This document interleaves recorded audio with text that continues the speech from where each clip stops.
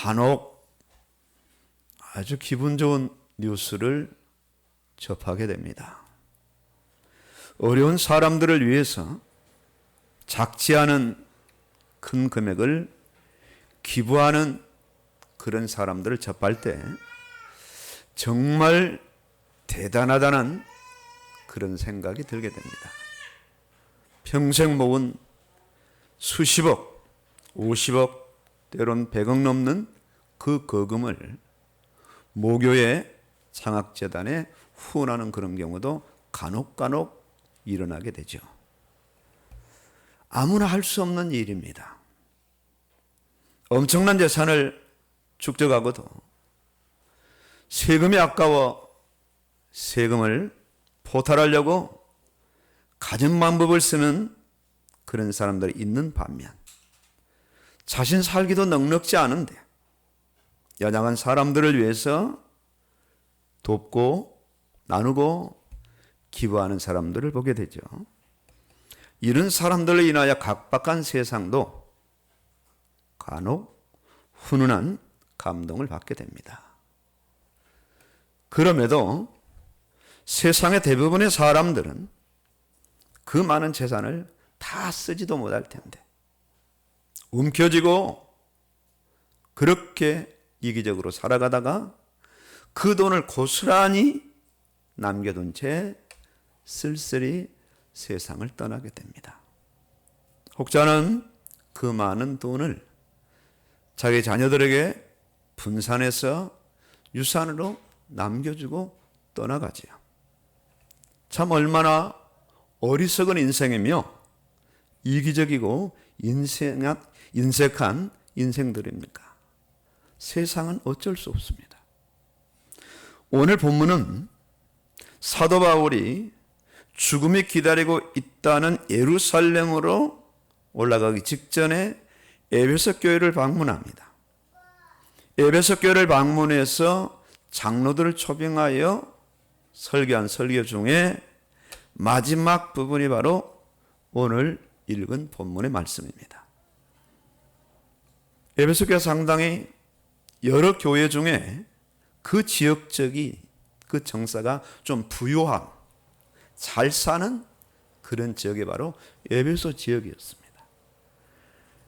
살아가는 과정에서 누구의 은이나 금이나 의복을 탐하지 아니하였고 자신과 동행들이 쓰는 것을 충당하기 위해서 일을 하였다고 고백합니다. 이렇게 한 것은 해당된 교회나 성도들에게 모범을 보여준 것인데 수고하여 약한 사람들을 돕고 주 예수께서 친히 말씀하신 바 주는 것이 받는 것보다 복이 있다 하심을 기억하여야 할지니라 이렇게 설교를 마치게 됩니다. 그럼에도 예나 지금이나 앞으로도 과거, 현재, 미래까지 주는 것을 즐겨하고 주는 삶을 사는 사람들보다는 여전히 받는 것을 더 좋아하고 주는 자로 살기보다는 받는 자로 세상을 살아갑니다. 일평생 나누고 주는 여기에 인색하고 받는 것에 익숙한 자로 세상을 살아가다가 세상을 떠나가게 됩니다. 인생이 너나 할 것 없이 신불신을 사실상 나누지 않는다 할지라도 거의 비슷하죠. 주는 것보다 받는 것을 너무 좋아하는 인생들입니다. 왜 이런 현상이 예나 지금이나 변함없이 계속 반복되고 있을까요? 밖에 사는 인생이 주위에 사는 인생보다도 압도적으로 비교할 수 없을 만큼 그렇게 많은 숫자를 차지하고 있을까요? 그 원인이 어디 있을까요? 가정교육의 어떤 부재일까요? 학교 교육의 어떤 잘못된 교육 현상들일까요? 세상에서는 원인을 제대로 찾을 수가 없습니다. 혹 찾았다 할지라도 그 원인은 정확한 원인을 찾아낼 수가 없는 겁니다. 성경으로 돌아가면, 말씀으로 돌아가면 너무 쉽게 그 인색한 원인을 찾아내게 됩니다. 가장 큰 원인은 인생들이 부요하신 하나님과의 단절입니다. 하나님과 끊어진 상태.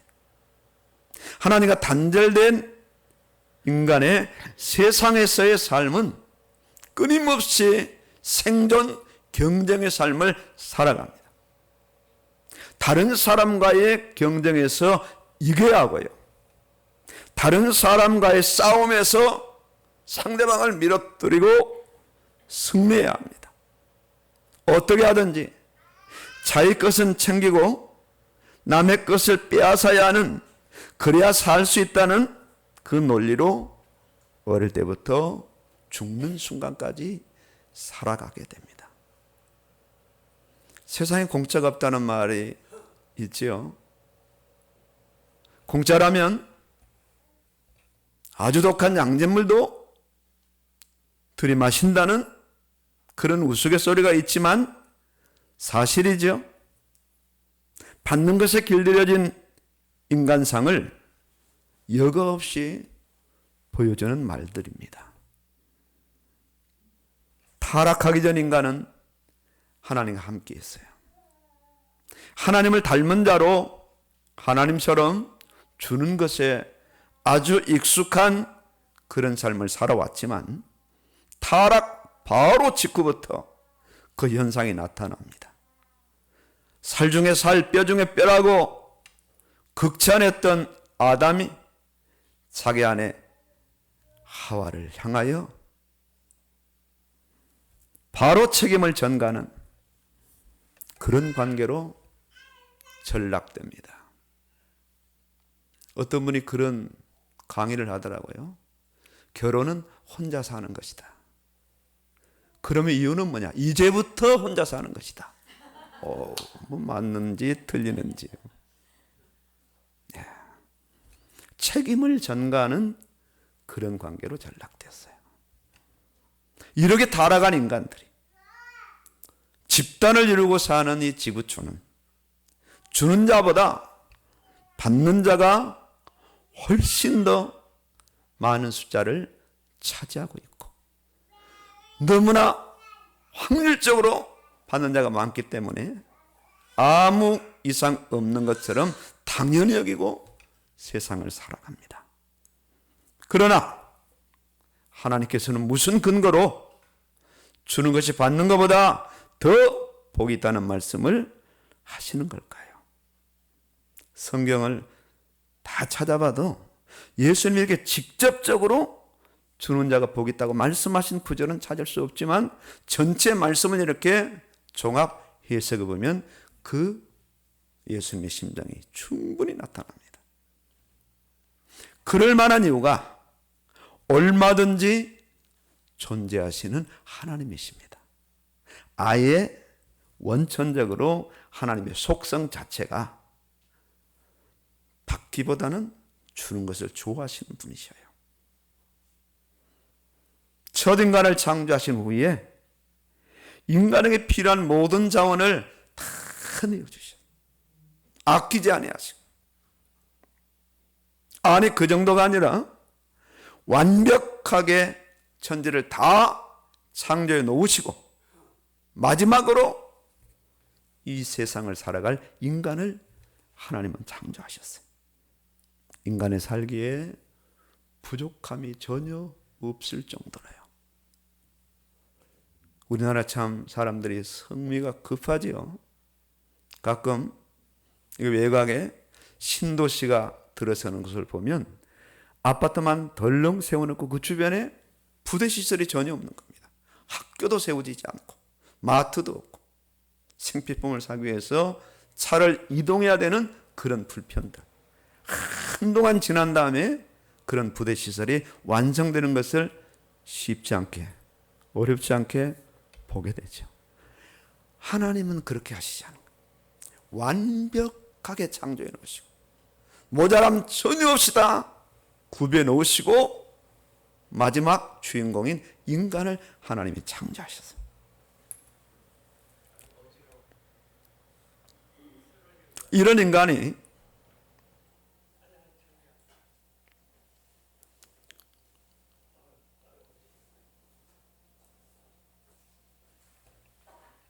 이런 인간이 타락하자 하나님은 더 큰 은혜를 준비하시고 허락을 하셨어요. 타락했으니까 다 빼앗자, 타락해서는 공급을 절반으로 줄이자, 그렇게 하시지 않으셨어요. 어릴 때 그런 생각이 나죠. 조금 큰 잘못을 하면 밥을 못 먹는 때가 있어요. 아예 한 끼를 그냥 안 내주시는 거예요. 사람은 그럴 수 있어요. 그러니까 하나님은 그렇지 않아요. 속담에 미운 자식 떡 하나 더 준다는 말이 있잖아요. 어쩜 하나님 그러시는 것 같아요. 그러시는 것 같아요. 더 큰 은혜를 준비하시고 허락하시는 거예요. 요한복음 3장 16절로 가보면 어마어마한 말씀이 나오잖아요. 하나님이 세상을 이처럼 사랑하사 독생자를 주셨으니 아예 내어주셨는데 뭘 내주셨는가? 독생자를 내어주셨어요.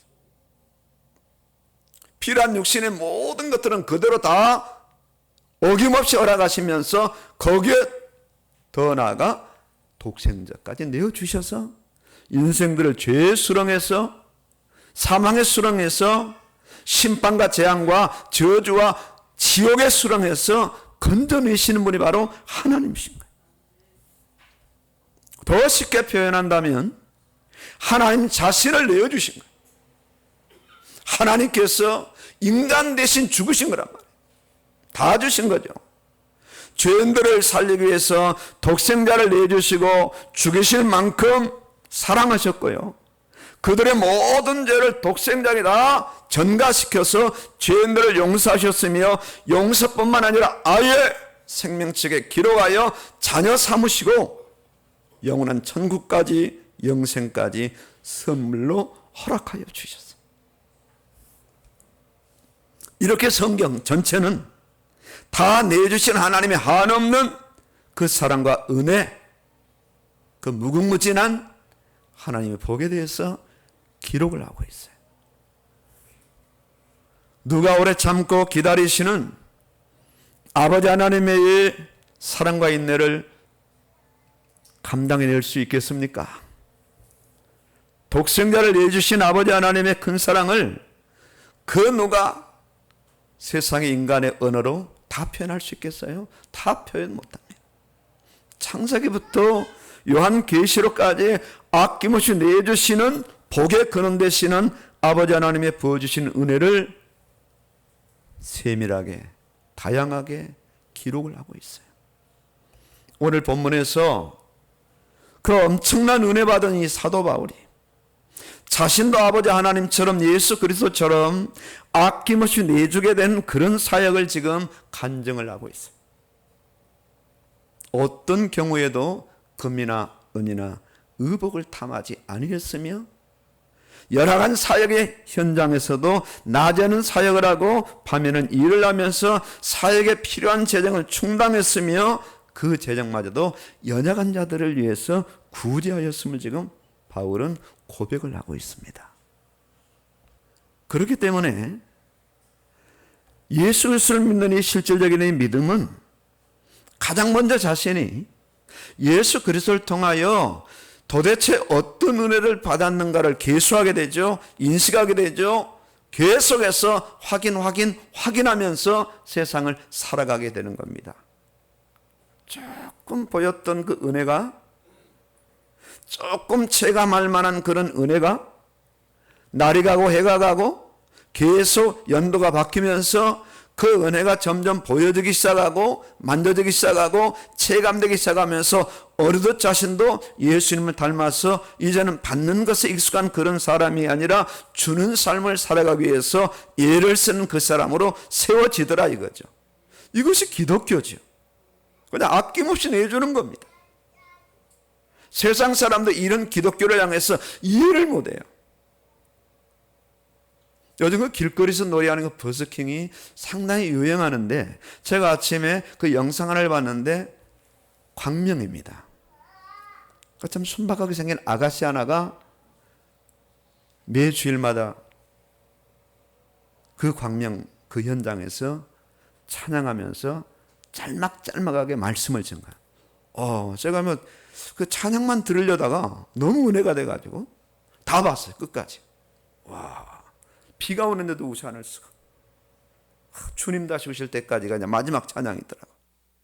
301장도 그러고 사람 없는 거리에도 그 주의 사랑을 체감하면서 그 댓글이 그냥 막 수백 개 달려있는데 정말 나는 무교이지만 은혜가 된다는 사람들도 나오고요. 참 그렇구나. 어떤 대형교회 예배보다도, 그 화려한 예배당의 예배보다도 비가 오나 눈이 오나 그 자리에 서서 하나님을 찬양하고 짤막짤막 메시지를 전가하는 그 여자를 봤을 때 참 은혜가 이렇게 느껴지는 거. 그렇지. 누가 알아주거나 누가 몰라줘도 받은 은혜가 많으면, 받은 은혜가 충만하면 그런 고백을 할 수밖에 없고 그런 인생을 살아갈 수밖에 없는 거죠. 나 같은 죄인 살리신 그 은혜 놀라워 잃었던 생명 찾았고 광명을 얻었네. 이 지나가는 사람들이 의아하게 쳐다보죠. 뭐 저렇게 비 맞고 자기들이 알아들을 수 없는, 도대체 하나님이 있느냐?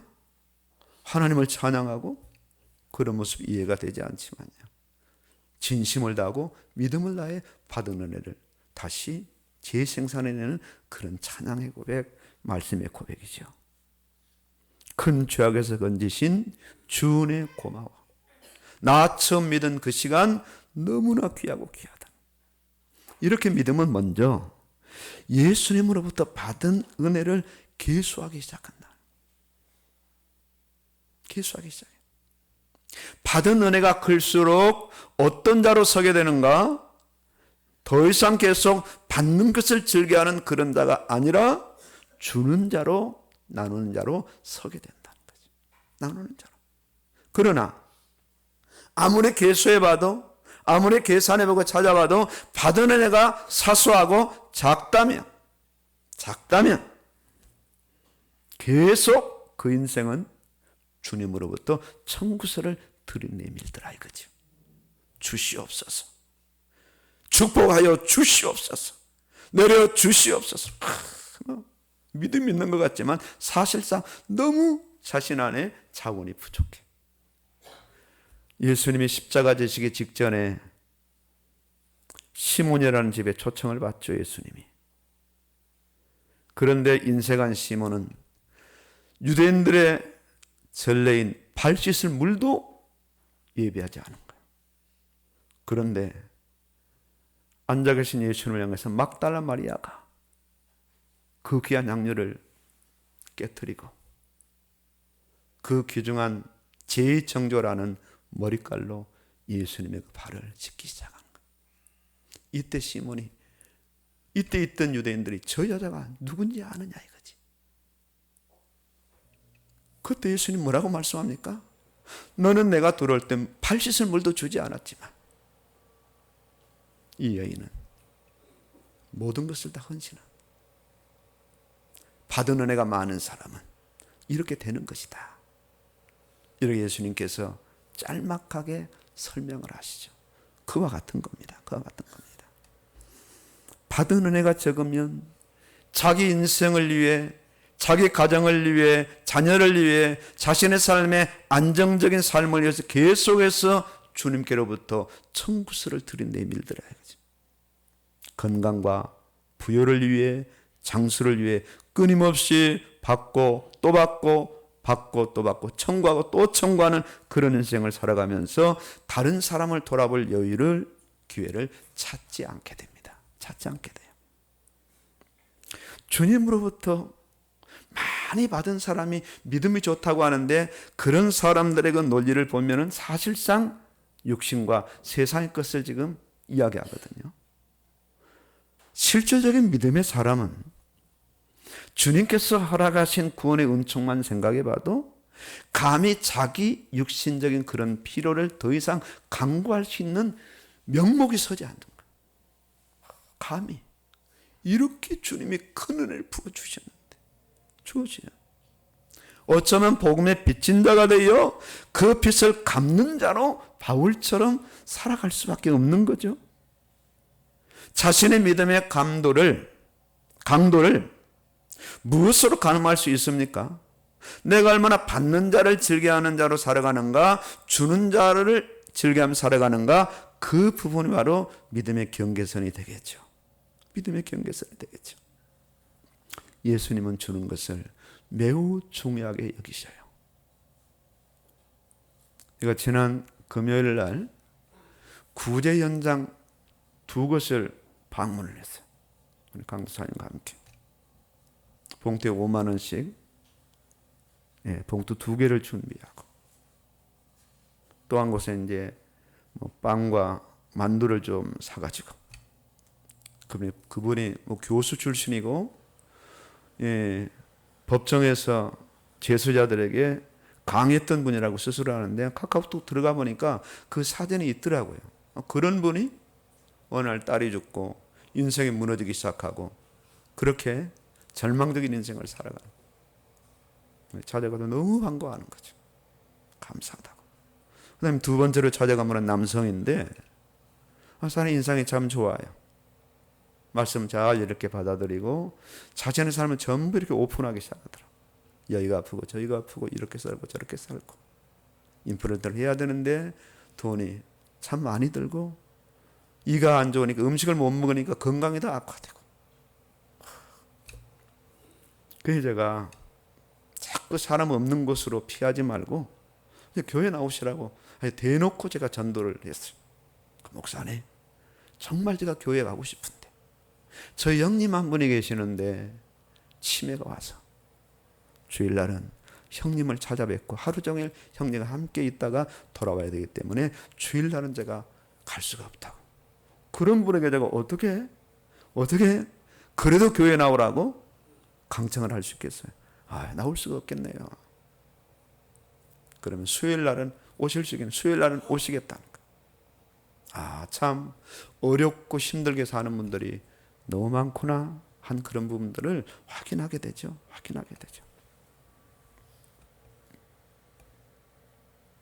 주는 자들을 예수님은 일반적으로 대하지 아니하시고 아주 특별하게 대하셔. 예수님께서 주는 자에게 언제나 예수님은 가장 우선적으로 반응하십니다.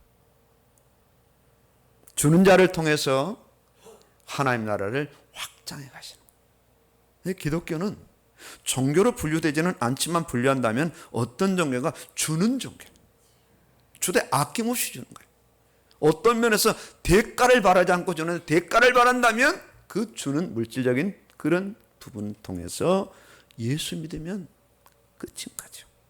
그런 사람이 또 그렇게 도움을 받아서 예수 믿고 자신도 복음에 빚진 자 되어서 더 어려운 사람들에게 나누고 줄 수 있는 그런 인생들로 집단을 이루는 것이 어딘가? 교회죠.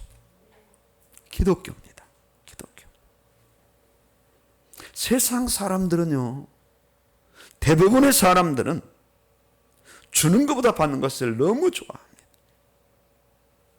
대부분의 사람들이 힘들이지 않고 받게 되는 공짜를 아주 좋아해요. 간혹 그런 경우를 체감하게 되는데, 다른 어떤 상점에 들어가서 사정없이 가격을 깎는 분들이 있더라고요. 그래서 제가 어떤 경우는 그만 깎아요. 이분들도 남아야 되지. 많이 깎으면 상인은 덜 남게 되죠. 바가지가 아닌 이상, 이용을 당하지 않는 그런 부분이 아니라면, 적정 금액이라면 신사답게. 어떻게 또 예수 믿는 사람들이 실컷 깎아놓고 끝나고 딱 물건 받으면서 교회 다니시냐고, 예수 믿으라고, 이 전도가 되겠어요? 될 전도도 사실상 안 되는 거죠. 안 되는 거죠. 그러나 세상은 남의 눈에 피눈물이 흘러도 남의 것을 그야말로 탈탈 털어도, 요즘 보이스피싱들 보세요. 그 연세 많으신 할아버지 할머니들의 그 쌈짓돈까지 다 털어도 자신들은 막 환호를 하고 난리가 나잖아요. 그런 세상입니다. 지금 그런 세상. 천문학적인 큰 재물이 있어도 인색하게 그지없는 삶을 살아가며 남을 위해 주지 않을 뿐만 아니라 약한 자들의 그 마지막 그 작은 돈까지 착취하는 그런 인생을 사는 세상이란 말입니다. 세상. 그런 세상 사람들과 예수 믿는 사람들이 함께 살아가고 있어요. 함께. 그들의 눈에 기독자들이, 바로 옆집 사는 예수 믿는 사람들이 어떤 눈으로 비춰지느냐 이거죠. 대단히 중요한 부분이 아니겠습니까? 복음 전도에 대단히 중요합니다.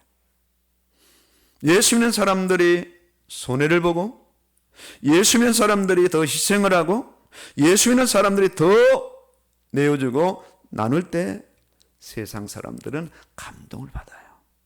어떤 물질적인 부분이 아니라 할지라도.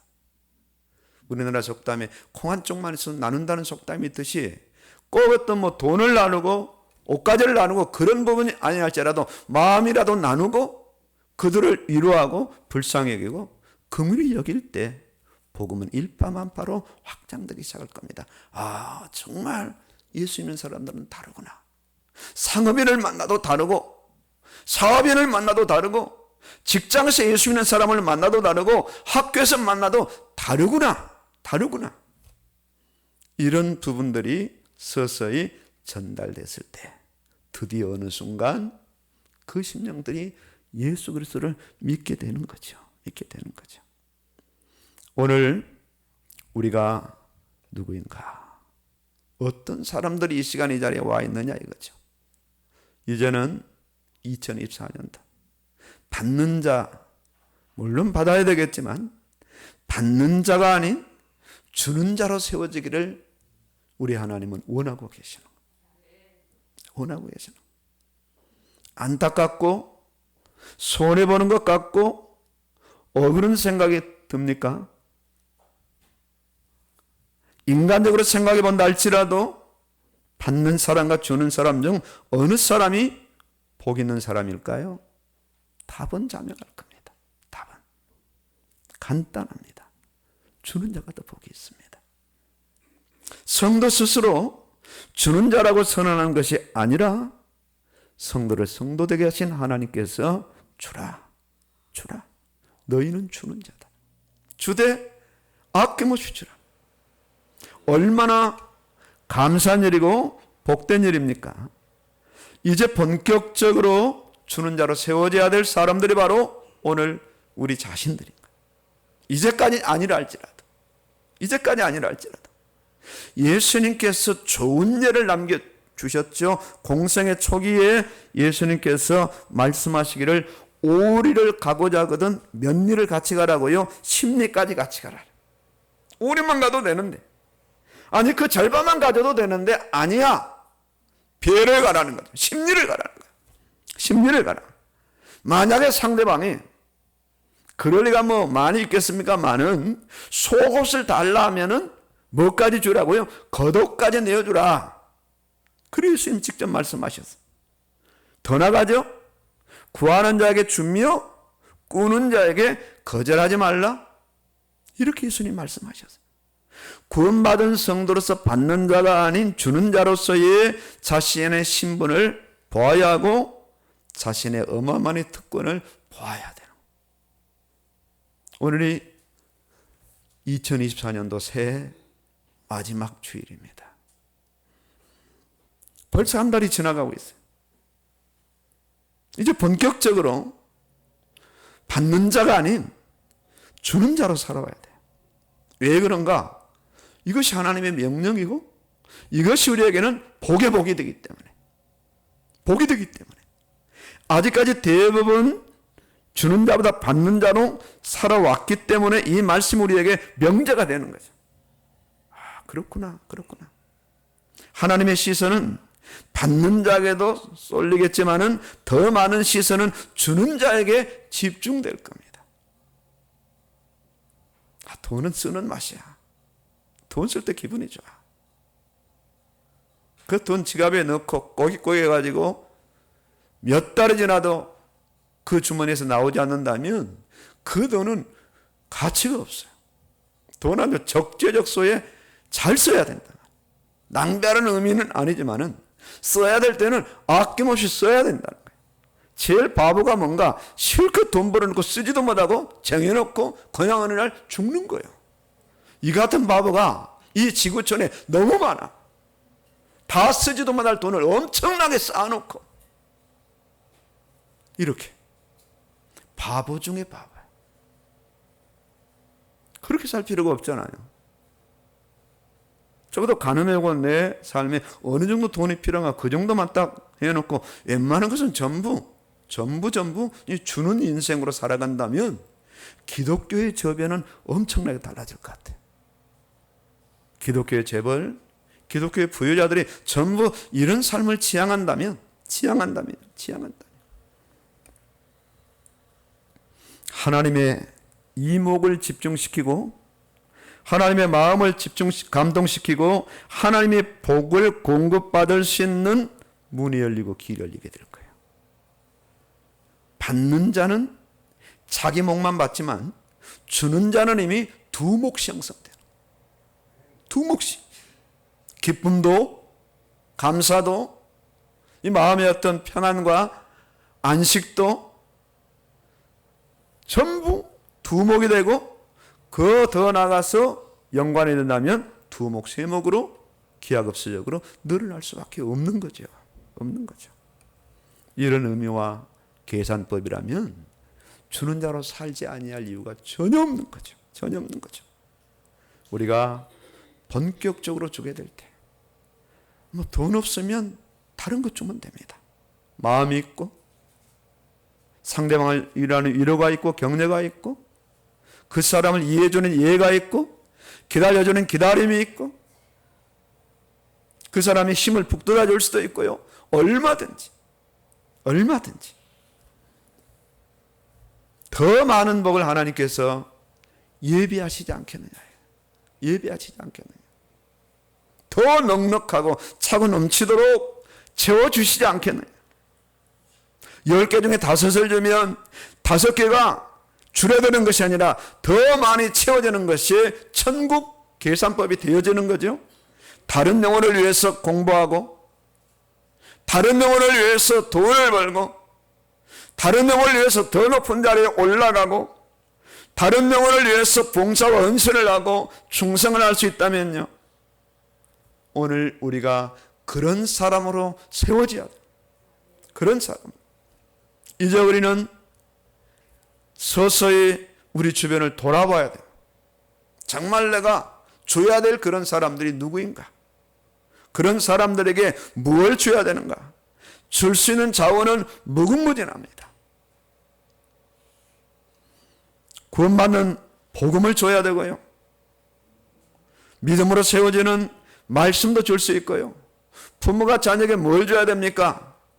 돈을 남겨주는 유산이 아니라 믿음의 유산을 전달해주고 말씀의 어마어마한 가치를 자녀들에게 알지 못하지만 깨닫지 못하지만 내가 매일 아침에 일어나자마자 말씀을 읽어야 되는 고통이 온다고 입이 삐쳐 나올지 모르지만 언젠가는 그 말씀이 녹아지고 그 말씀이 그 안에 견고하게 세워지는 그날이 오면 야, 정말 우리 어머니가 아버지가 나에게 정말 좋은 유산을 주셨구나.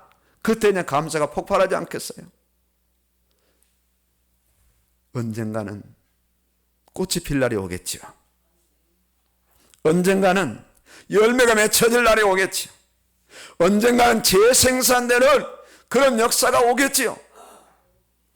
그 광명 길거리에서 비를 맞아가면서 찬양하는 아가씨의 그 저변을 확인하게 되더라고. 저 부모님은 도대체 어떤 분일까?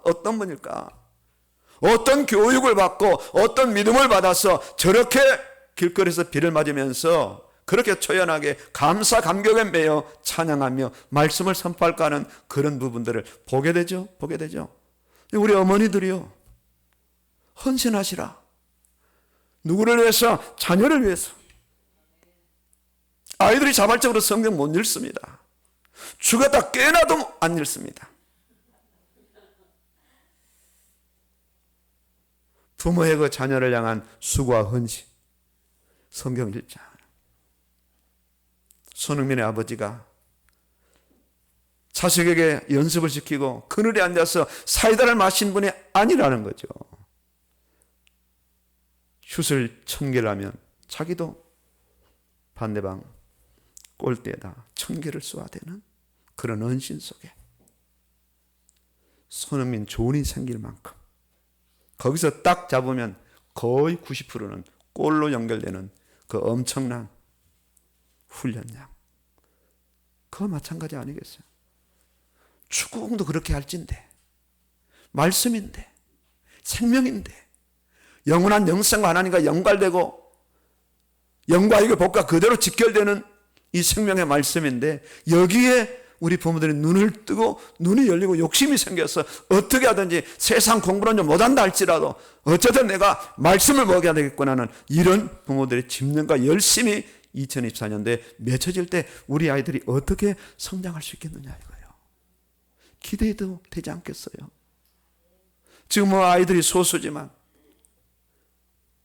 저희 2024년도 중고등부를 다시 읽기 시작하면서 아이들이 교회에 오겠느냐? 그런 의문사가 붙더라고요. 웬걸요? 다 나옵니다. 다 나와요. 그게 자발적인 것 같아요. 아이들이 은혜 받기 시작하면 놀라운 일이 벌어지는 거예요. 와, 그건 내 생각이 잘못됐구나. 아이들 믿음을 과소평가했네. 엄마는 아파서 송구영심이를 못 나오다 아이들이 자발적으로 이런 일들이 벌어지네. 그런 아이들에게 그냥 세상 그것만 계속 먹이지 마시고 가장 먼저 말씀을 먹이시라요. 말씀을. 부모가 말씀에 어떤 의욕이 없다면 좀 문제겠습니다만은 어쨌든 강단에서 그러니까 믿어보고 한번 믿어보고 나도 힘들지만 한번 해보자. 한 10년만 해보자. 10년 거의 다 아이들 다 크니까 대학 졸업할 때까지만 한번 해보자. 그때까지는 다 이제 아이들이 다 나가서 할 테니까 그때까지만이라도 잔소리 교육 유용합니다. 아이들의 뇌리 바뀌기 시작합니다. 다른 것도 아니고 하나님의 말씀이 들어가는데 말씀이 가만히 있겠냐고요. 어떤 인생으로 세워질까요? 복음의 빚진 자 되어서 주는 인생. 어떻게 하든지 남을 살리고 세우고 남을 회복시키고 남에게 용기와 위로와 힘을 주는 그런 인생들로 세워지지 않겠느냐? 얼마 안 남았잖아요. 10년은 가면 효부가 나기 시작하더라고요. 예. 이때마다 하나님이 가만 계시겠느냐? 우리나라가 왜 이렇게 부흥했을까요? 기독교입니다. 아시잖아요. 북한은 불 꺼졌어요. 전기 돌릴 자원이 없어요. 큰 소리 치지만 여러분 진짜 사람 무는 개는 짖지 않습니다. 가만히 있다 물어요. 왜 저렇게 선전빠고 전쟁한다 난리를 칩니까? 무서워서 그런 거예요.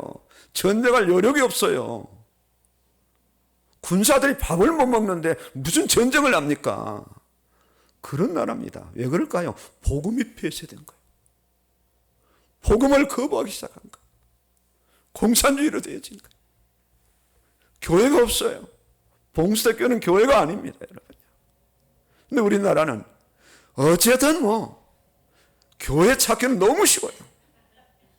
한 집과 난집 교회잖아요. 여기도 교회잖아요. 조금 올라가면 또 교회 있고, 넘어가면 또 교회 있고, 건너가면 또 교회 있고, 건물마다 다 교회가 있고. 우리나라입니다. 교회가 받는 것이 아니잖아요. 주는 것이잖아요. 그래 한국이 남한이 왜 이렇게 승승장구했느냐? 교회 때문에. 교회가 살면 나라가 사는 거예요. 교회가 죽으면 나라가 죽는 거예요. 우리 성도들이 살면 이 지역에 살고요. 뭐 2대 3대뿐만 아니라 자손 대대 다 살 수 있는 거예요. 성경이 말씀하고 있고 기독교의 역사가 지금 우리에게 증가하고 있잖아요. 증가하고 있잖아요. 어제는 우리가 작정해야 되면 주여, 제가 너무 인색한 자로 살았고 받는 자 즐기는 자로 살았으나 이제부터라도 어찌하든 주는 자로 살게 하여 주시옵소서. 제 마음을 열어주시고 인생의 마음을 열어주시고 주는 인생으로 마음이 열릴 수 있도록 성령이여 역사하여 주시옵소서. 승리하시기를 주의 이름으로 축원합니다. 아멘입니다.